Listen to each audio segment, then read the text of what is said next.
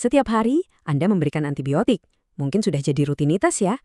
Tapi sadar nggak, di balik setiap tablet dan suntikan yang Anda berikan, sebenarnya ada pertempuran besar yang sedang terjadi.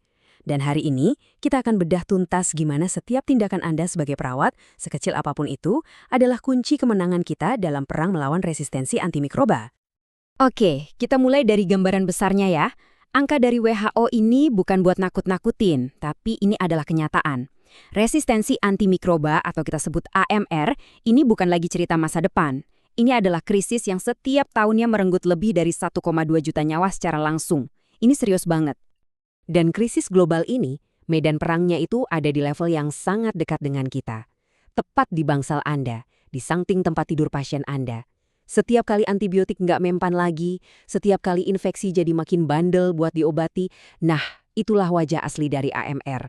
Anda melihatnya setiap hari. Terus, gimana dong cara kita melawan balik krisis yang datang diam-diam ini? Jawabannya ada pada sebuah strategi yang terkoordinasi. Kita kenal ini dengan nama penatagunaan antimikroba, atau dalam bahasa Inggrisnya, antimicrobial stewardship. Menurut WHO, ini bukan cuma soal ngurangin pemakaian antibiotik ya, jauh lebih dari itu. Ini adalah serangkaian aksi terpadu untuk mendorong penggunaan antimikroba yang bertanggung jawab. Tujuannya sebenarnya simpel tapi sangat krusial, yaitu untuk meningkatkan hasil akhir pengobatan pasien. Caranya, ya dengan memastikan senjata paling berharga kita ini dipakai dengan bijak. Dalam strategi besar ini, ada satu peran yang posisinya itu vital banget. Ibaratnya, dia jadi penentu terakhir antara rencana di atas kertas dan eksekusi di lapangan. Dan peran itu adalah peran Anda, para perawat. Coba deh, kita bayangin alurnya. Dokter mendiagnosis, apoteker menyiapkan obatnya, tapi siapa yang ada di ujung rantai? Siapa yang memberikan obat itu langsung ke pasien? Anda kan? Anda adalah benteng pertahanan terakhir. Anda adalah bagian super penting dari tim interdisiplin bareng dokter, mikrobiolog, dan apoteker. Sekarang kita bahas senjata utama Anda dalam peran ini. Sesuatu yang saya yakin Anda sudah hafal di luar kepala. Prinsip 6 benar. Tapi hari ini, yuk kita lihat ini bukan lagi sebagai checklist rutin, tapi sebagai sebuah protokol ilmiah yang fundamental untuk keamanan pasien dan untuk melawan resistensi. Tepat pasien, tepat obat, tepat dosis, tepat waktu, tepat rute, dan yang terakhir, tepat dokumentasi. Keenam prinsip ini adalah fondasi, dan masing-masing itu punya alasan ilmiah yang kuat banget di baliknya, terutama untuk antibiotik. Nah, ini bagian yang menarik banget, kita fokus ke tepat dosis dan tepat waktu. Kenapa ini krusial banget? Semua ini ada hubungannya sama konsep farmakodinamik yang namanya T greater than MIC. Gampangnya gini deh, kita harus jaga kadar antibiotik di dalam darah pasien itu tetap stabil di atas level yang bisa membunuh bakteri. Kalau dosisnya telat atau terlewat atau bahkan cara penyiapannya keliru, misalnya rekonstitusi dan pengencerannya nggak pas, kadar obat bisa langsung anjlok. Nah, celah inilah yang ngasih bakteri kesempatan buat bertahan hidup dan jadi kebal. Termasuk juga soal stabilitas obat. Kalau kita memberikan antibiotik lewat dari hanging time maksimalnya, itu sama aja kita ngasih obat yang kekuatannya udah berkurang. Begitu juga dengan tepat obat dan tepat rute. Memilih obat yang tepat itu bukan cuma soal namanya benar, tapi juga harus berdasarkan data resistansi kuman lokal, atau yang kita sebut antibiogram. Rute pemberian juga sama pentingnya. Kalau infeksinya berat di aliran darah, ya tentu butuh antibiotik intravena, biar obatnya langsung sampai sasaran. Obat oral mungkin nggak akan cukup.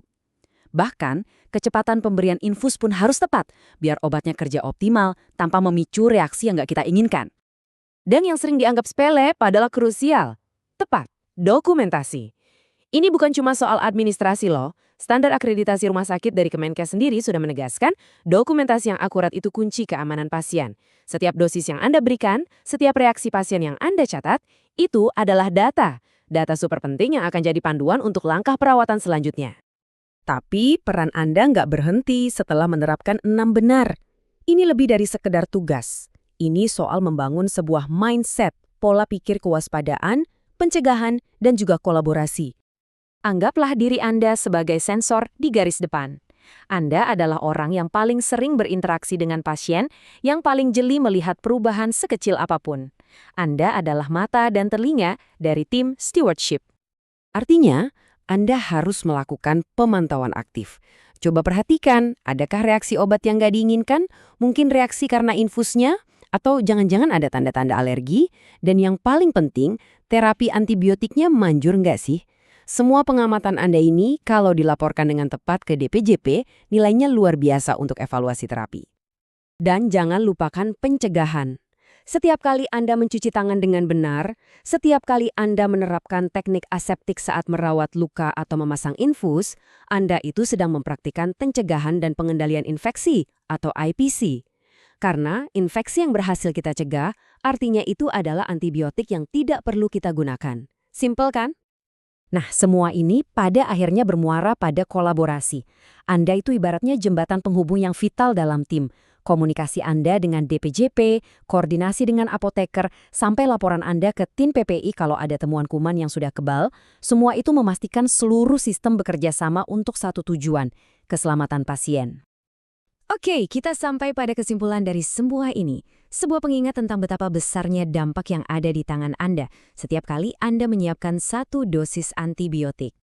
Setiap langkah Anda, dari mulai verifikasi identitas pasien sampai mendokumentasikan obat yang sudah masuk, itu adalah sebuah langkah strategis dalam perang melawan resistansi.